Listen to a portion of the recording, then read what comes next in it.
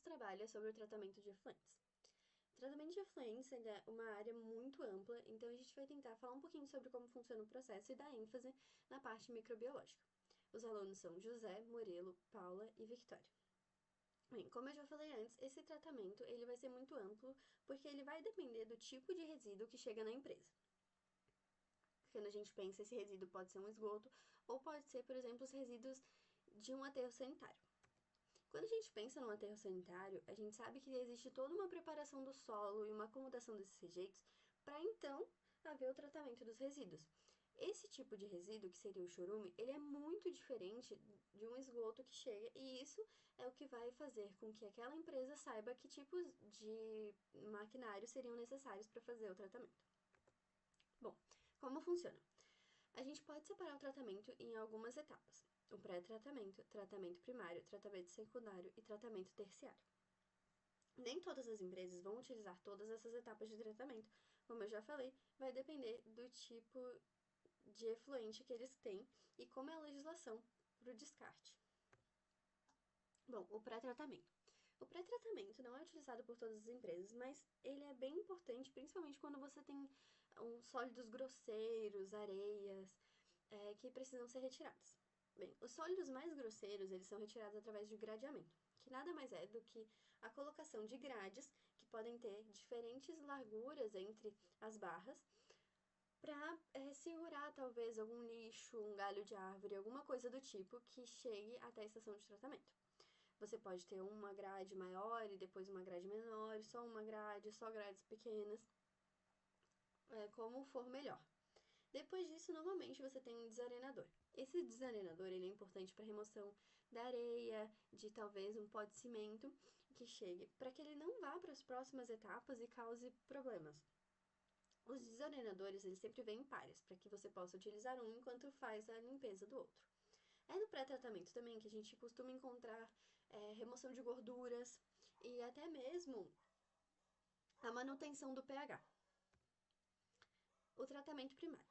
O tratamento primário, ele ainda assim é um tratamento físico e ele funciona principalmente através da decantação. Você tem decantadores muito grandes que vão segurar todo esse lodo, que é o lodo primário, que vai ser limpo de tanto em tanto tempo, dependendo do protocolo da empresa, para ser removido e descartado. Ele é seco e descartado depois. É importante que até essa etapa você já tenha feito a remoção dos resíduos nocivos ao sistema biológico, caso você utilize bactérias dentro do seu tratamento. E isso poderia ser a regulação do pH, para que ele não seja ácido demais ou básico demais, ou talvez alguma molécula química que venha no seu efluente e que seja nocivo. Bem, o tratamento secundário ele pode ocorrer de algumas formas, mas aqui a gente vai falar sobre o tratamento biológico, que também é conhecido como sistema de lodo ativado. Nesse sistema, você pode ter reatores aerados ou anaeróbios. Isso vai depender do tipo de bactéria que você vai utilizar. Bem, nesse sistema, você vai ter uma boa parte da matéria orgânica dissolvida no líquido, na água, e essa matéria orgânica que está dissolvida, ela vai passar pelas duas primeiras etapas. E aí é aqui onde as bactérias entram. Essas bactérias elas vão consumir toda essa matéria orgânica que está sendo dissolvida e limpar muito mais esse efluente. Nesse caso, a gente tem que lembrar um pouco sobre como funcionam as bactérias. Elas, quando são colocadas em um novo ambiente, elas demoram um pouco, uma fase adaptativa, para se acostumar a entender como é aquele ambiente, para que então elas possam se reproduzir. Bem, a gente não quer ter que ficar esperando a bactéria se acostumar com um novo local. Então, o que acontece nessas empresas é que você tem o tanque de aeração, onde você tem essas bactérias, e todo esse efluente passa então por um decantador secundário. Desse decantador, você consegue tirar esse lodo secundário, que ele vai estar cheio dessas mesmas bactérias que estavam fazendo o processo. Esse lodo, ele é recirculado, então ele volta lá para o tanque de aeração, junto com uma nova parte do efluente, porque essas bactérias já estão acostumadas com aquele meio, então elas vão continuar se reproduzindo em uma alta quantidade.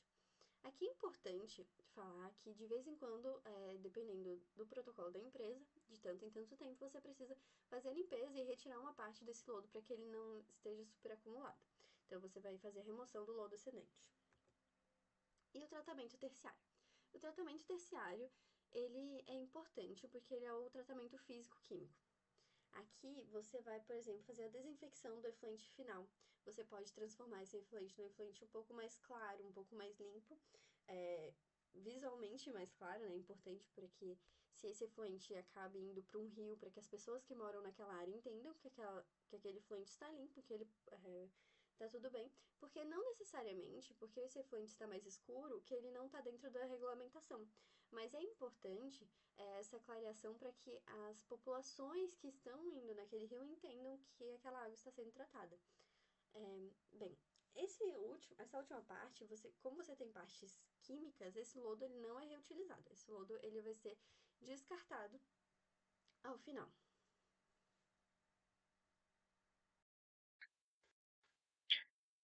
Dentro do reator biológico, nós vamos encontrar vários tipos de micro-organismos, como, por exemplo, bactérias, algas e protozoários. No caso, o que vai determinar as quantidades, a presença ou não desses micro-organismos vai ser o tipo de tratamento e o tipo de processo adotado na remoção dos contaminantes. Um exemplo que eu trago é da empresa onde eu trabalho, onde a estação de tratamento, pelas características do efluente, tem uma maior concentração de bactérias, uma concentração relativamente razoável de protozoários e nenhuma concentração de algas, por conta do efluente escuro e turvo, o cujo qual não deixa passar raios de luz e assim não consegue ter a proliferação de algas. Além disso, vamos comentar também sobre o tipo de nutrição dos micro-organismos, onde eles podem ser autotróficos, sapróbios, fagotróficos e carnívoros. Dentre esses micro-organismos, eles vão desenvolver ali uma cadeia alimentar, né, é, onde, por exemplo, as bactérias dos reatores biológicos da empresa onde eu trabalho atuam fazendo a quebra do nitrogênio amoniacal e fazendo a remoção, a alimentação através disso, né? A alimentação das bactérias e a remoção desse contaminante dentro do efluente, além de fósforo. Outros elementos, outros contaminantes também que são observados são DBO e outros tipos de metais, por se tratar de um tipo de efluente de descarte de lixo doméstico. Mas no caso dos metais, entre outros elementos, eles são retirados em outro tipo de processo, não no processo biológico. A parte de nitrificação e desnitrificação vai ser explicada a seguir, né, com mais detalhes, mas é um dos processos que acontecem dentro do tratamento de efluentes lá, além do tratamento dos químicos para remoção de coure desses metais e também da diluição da entrada do chorume, por conta de ele ser extremamente tóxico e consecutivamente conseguir matar até mesmo as bactérias que podem se alimentar. Boa tarde, pessoal, tudo bem? O meu nome é Murilo e irei explicar alguns processos que acontecem na estação de tratamento de efluentes. Esses processos são de nitrificação e desnitrificação. Vamos lá. O substrato que chega na estação contém uma molécula chamada de cátion amônio, que é essa molécula aqui. Essa molécula precisa ser degradada até o final das 4 reações em nitrogênio gasoso, oxigênio gasoso e água. Para isso, no primeiro tanque, o substrato é adicionado em um tanque aerado, ou seja, com a presença de oxigênio, e também um grupo de bactérias chamadas de nitrosomonas. Essas bactérias, que são quimiosintetizantes, irão degradar o cátion amônio em nitrito, íons de hidrogênio, água e energia, para si. Já na segunda reação, que também acontece em um tanque aerado, um outro grupo de bactérias, chamadas de nitrobacter, irão degradar o nitrito, com a presença de oxigênio, em nitrato e energia para elas. Na terceira reação, que também acontece nesse tanque, o cátion amônio é convertido em nitrato de maneira direta, produzindo então nitrato, íons de hidrogênio, água e energia.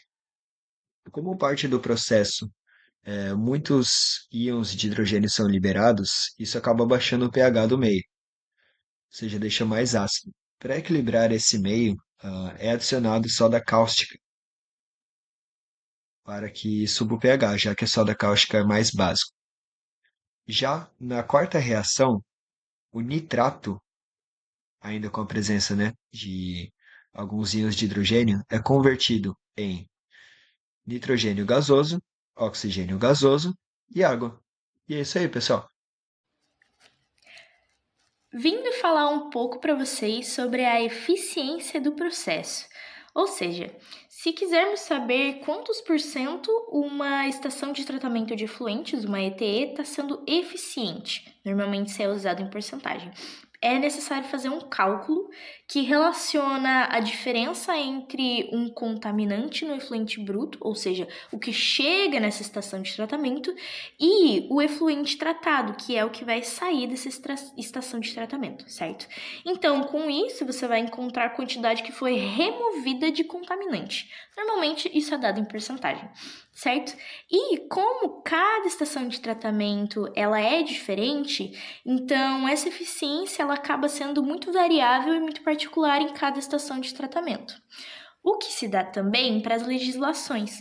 Então, a legislação de cada estação, existem as legislações estaduais, municipais e federais, certo? Para cada estação. Porém, como existem muitas variáveis importantes, né, muitas variáveis que vão nortear quais as normas e quais as leis que vão ser seguidas, por exemplo, ali a classificação do tamanho do escoamento do rio, ou seja, muitas efluentes são diferentes e por isso eles cruzam as legislações municipais, estaduais e federais, e as empresas elas têm que adotar a mais restritiva. Então, independe da instância, não importa se é municipal, estadual ou federal, a que for mais restritiva, a que mais se aplicar para essa determinada estação de tratamento é a que vai ser usada, ok? Pessoal, esse foi o nosso trabalho. Muito obrigada por terem assistido até aqui. Espero que vocês tenham entendido tudo e espero que vocês tenham aprendido um pouco mais sobre a estação de tratamento de efluente. Muito obrigada!